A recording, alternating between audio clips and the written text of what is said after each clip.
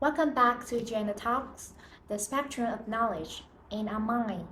Today, in episode 5, we are diving into a concept that sounds complicated, but actually explains so much of what we see around us: intersectionality.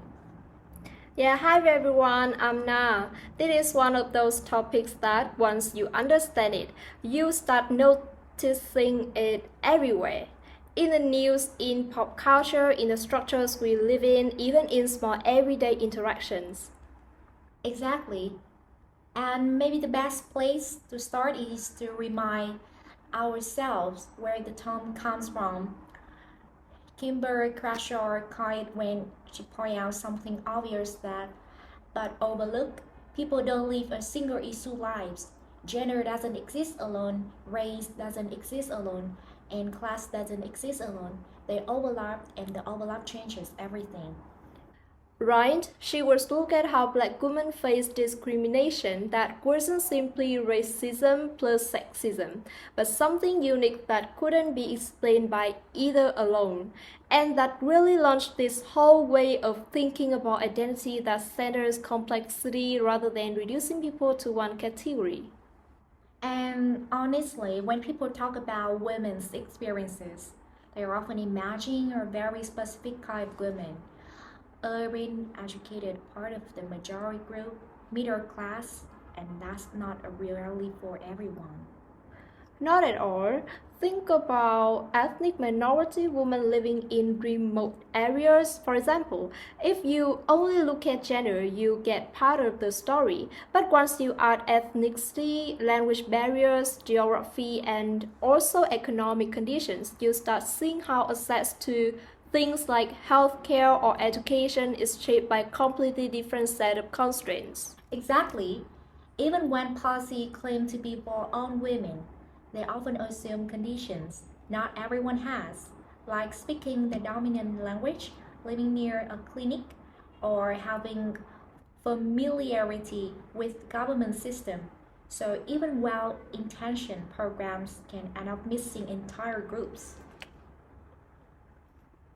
And that's the thing about intersectionality. It forces us to look at who's being left out. Whenever someone says, this policy helps women, or that is how men behave, we should always ask, which women, which men?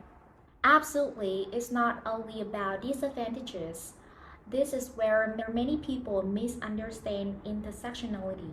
It's all about how identities shape power, privilege, and even how society perceives you.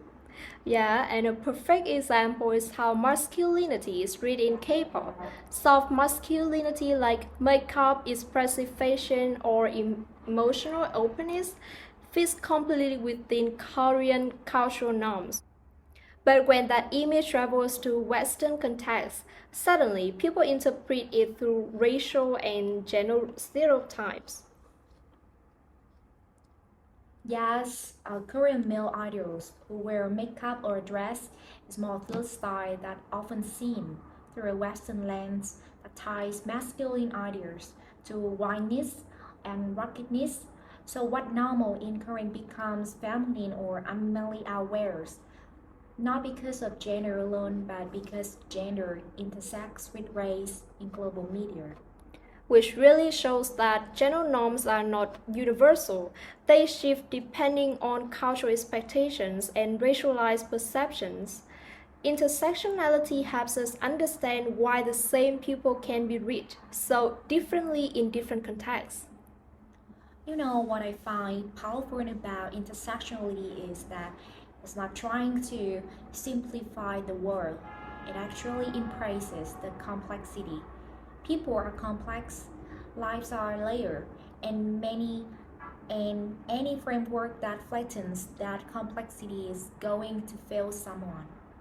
Yes, and often it's the most marginalized people who get flattened first. Think of domestic workers, displaced women, queer young people, and indigenous community. Their stories get pushed to the edges unless we intentionally bring them back to the center. Yes, and something Crenshaw and Black feminist thinkers remind us is that movements become stronger not quicker, when they include that people who face the hardest inequalities. Yeah, it's like a stress test. A policy that works for the most marginalized will work for everyone else, but a policy designed only for the majority won't reach those who need it most. That's right, and it also changes how we listen to one another. Instead of assuming one version of womanhood or manhood, intersectionality asks us to pay attention to the lived experience of the person right in front of us. Okay, Mai. So, you know that honestly, it makes me rethink social media because the way misogyny shows up online isn't the same for every woman. A wealthy urban woman is attacked differently compared to a queer woman, or a Muslim woman, or migrant woman. The trolling, the assumptions, the stereotype they shift. Exactly now, what looks like just sexism is really just sexism. It's sexism mixed with classism, racism, homophobia, and xenophobia, depending on who the target is. Oh, yeah, and that's why intersectional feminism matters. It's not a different feminism, it's feminism done properly. It acknowledges differences instead of pretending all women face the same barriers. And for me, intersectionality also brings something hopeful because it's not only identify harm but also highlight the resilience, the way marginalized group build community, support each other, and create their own solutions. Things mainstream system often overlook. Yes, and it reminds us that people aren't just passive victims of structures, they are active agents navigating multiple worlds. A woman can be a mother, a worker, a community leader, a cultural keeper, all at once. Intersectionality helps us see those multiple roles. And by recognizing those layers, helps us make better policies, better advocacy, and even better conversations. Conversation where we don't assume, but instead ask what's your context, what shapes your experiences. That's why I love this topic. It humanizes people, it pushes us to understand each other more deeply. And honestly, the world could see a bit more of that. So, thanks for joining us today on Gender Talks. Intersectionality is a big framework, but it's also a personal one. It's a lens you can apply to almost any interaction, policy, or story. We hope this conversation helped us to see how layered identify really is and why acknowledging those layers is the key to justice and empathy. See See you you next next time. time.